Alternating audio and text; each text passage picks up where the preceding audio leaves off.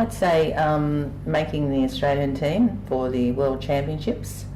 The Australian team that were chosen for World Championships were not eligible for Olympic Games because they didn't have Olympic Games for women in those days. That was a great achievement for me. Probably the second big achievement for me would be as being a country girl from Cowra, being inducted into their Sporting Hall of Fame. That was quite a few years ago, and my basketball career started in Cowra way back when I was about 15. Well, firstly, it's a wonderful thing for me, and being nominated from Bankstown, I'd like to thank them for doing that, as it's an honour to be nominated and a greater honour to be then inducted into the Hall of Fame. So I'm grateful for all my friends at Bankstown and throughout New South Wales during my career in basketball.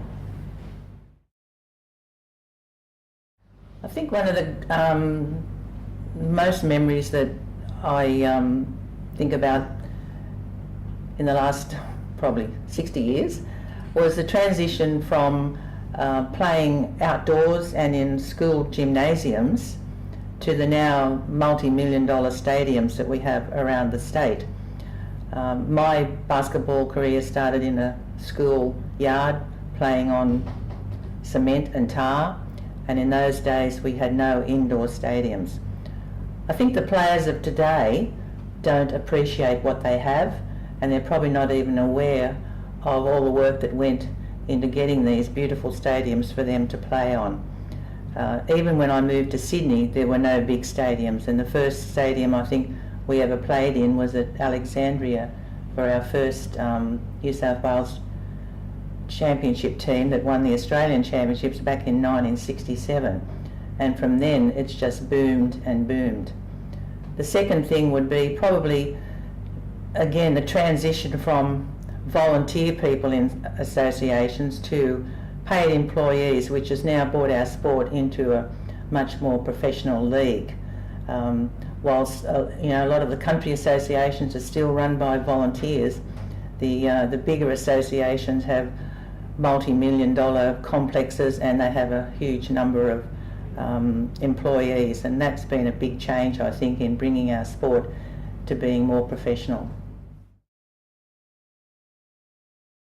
I think the future of basketball in New South Wales lies in our local associations. I think the way they promote the sport and the way they sort of look after their volunteers, their staff and their players. And when you think about it, the basic basketball player plays in your local association, and I think that as far as basketball in New South Wales is concerned, they need to make sure that those associations are viable, and we get out and do some work within those associations, because that's where our future players come from. As we've seen, they all come from the local domestic competitions, and they receive the expert coaching that those associations can give them. So I think the future of basketball is in the local associations.